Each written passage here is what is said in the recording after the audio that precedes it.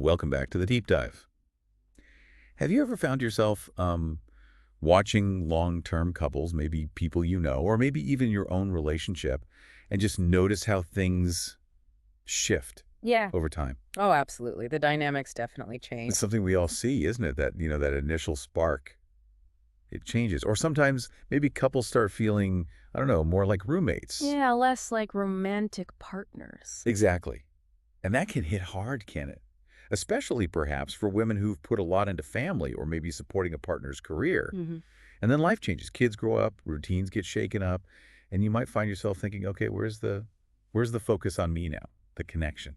That's a really common feeling. So that's what we're digging into today. This really compelling, sometimes sensitive topic. hmm Why some women seem to drift away from their husbands as they get older. Right.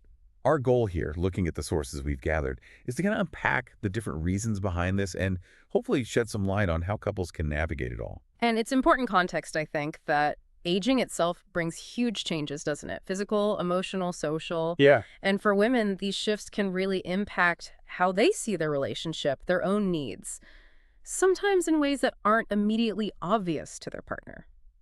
So it sets the stage for these changes that, like you said, they happen, but maybe they don't have to mean drifting apart. Exactly. Not insurmountable at all. Okay, so let's get into it. Our sources point to a few key factors, and the first big one seems really internal.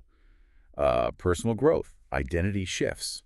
What does that actually mean for women at this stage? Why does it sometimes create distance?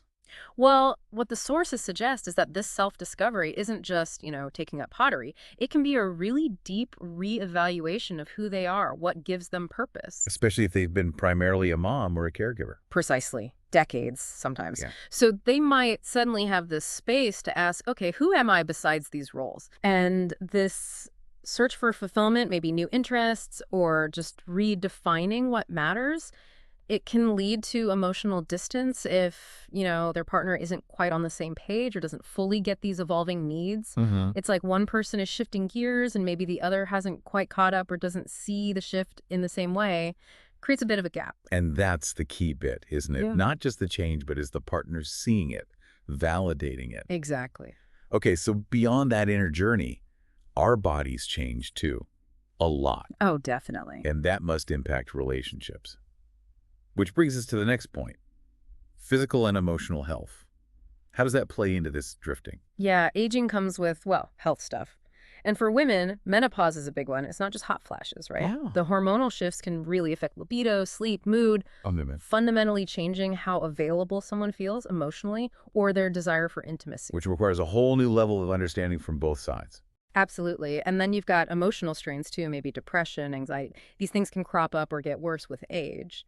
And they directly impact connection. So if these health issues, physical or emotional, aren't really talked about or supported within the relationship, well, that feeling of disconnect can definitely grow, often silently. Silently, yeah. Okay, so needs are changing.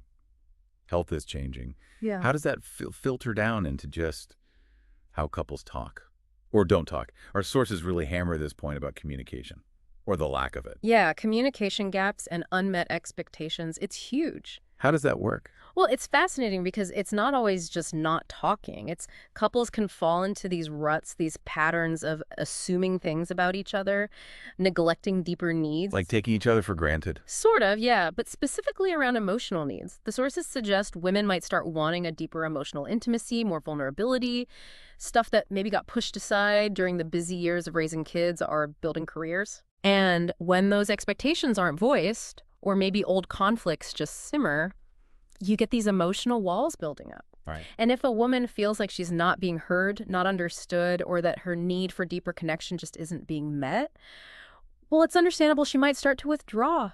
And that withdrawal, Yeah. that's the drift right there. It's a direct path to it, yeah. Wow. So it's not just what's not said, Yeah. but also how the whole relationship structure changes. Routines, roles, Yeah, they change massively over time. they really do. I mean, think about the empty nest. Yeah. Kids leave home, maybe careers wind down or shift. Huh. And the routines and roles that held the partnership together for years, they can just vanish. Leaving it sort of vacuum. Exactly. And partners can drift apart if they don't consciously figure out new ways to connect, new shared goals. And sometimes, our sources show, women might feel a lack of appreciation For the emotional work, maybe, that went unseen for years. Mm. And if she feels her contributions, or maybe her evolving self, aren't being recognized, her investment in the relationship can start to shrink. That makes sense. That- And it's not all internal to the couple either, is it? The outside world plays a part. Oh, for sure. External stuff matters. Stress from work, maybe pressure from aging parents or adult kids, even just changes in your social scene. Wow. All that can impact a woman's emotional state. And importantly, sometimes women build really strong, fulfilling connections or find new passions outside the marriage. Which is great for them individually. Total positive, often. But if it's not balanced with also nurturing the connection within the marriage, sharing those experiences, it can inadvertently lead to drifting apart. Like their energy is going elsewhere. Kind of. It reflects maybe a growing need for autonomy, for validation from other places, which might sometimes bypass the relationship. Okay, this is where it gets really interesting for me. Our sources throw out this idea, almost a challenge. Mhm. What if this feeling distant, this desire for change, what if it's not automatically a bad thing? That's a powerful reframing. Yeah, like looking at it differently. Absolutely. And it's key to understanding this because sometimes women are seeking change, but it's specifically to improve their own happiness, their well-being. So not necessarily about leaving the relationship. Not necessarily, no. It can be a genuine drive for more personal growth, deeper emotional fulfillment, or just needing new experiences that fit who they're becoming. It's self-actualization, really. Mm. The sources suggest it's less about rejecting the partner and more about this natural, healthy need to keep growing as a person, which ideally should actually enrich your relationship, not pull it apart. Okay, that's the hopeful way to look at it. So if this desire for change can actually be healthy, what does all this mean for couples? What can people actually do to navigate these big shifts and maybe, rekindle things? Right, the practical side. Our sources have some really good concrete tips. First off, and this is often the hardest, is really open, honest communication. Easier said than done sometimes. Yeah, totally. It means really sharing feelings, talking about those changing needs without making it about blame, listening to understand, not just to argue back. Okay. What else? Second, prioritize quality time. And not just sitting on the sofa watching TV in silence, Right. actually doing things together you both enjoy, or maybe finding new shared interests that fit where you are now in life. Makes sense. Third, don't be afraid to get help. Couples therapy can be amazing for bridging gaps that feel too big to cross on your own. Gives you tools. Good point. Professional help is okay. Absolutely. Fourth, support each other's individual growth. Encourage those passions, those outside interests. See them as things that make your partner and thus the partnership richer, not as competition. Yeah, it's a mindset shift. It is. And finally, tackle health concerns together. Be supportive, be empathetic about physical stuff, emotional stuff, because that health is so tied into the relationship's health and intimacy. It all sounds like work, but necessary work. It is work, but it's the work of maintaining connection. This whole deep dive really underlines that relationships aren't static, are they?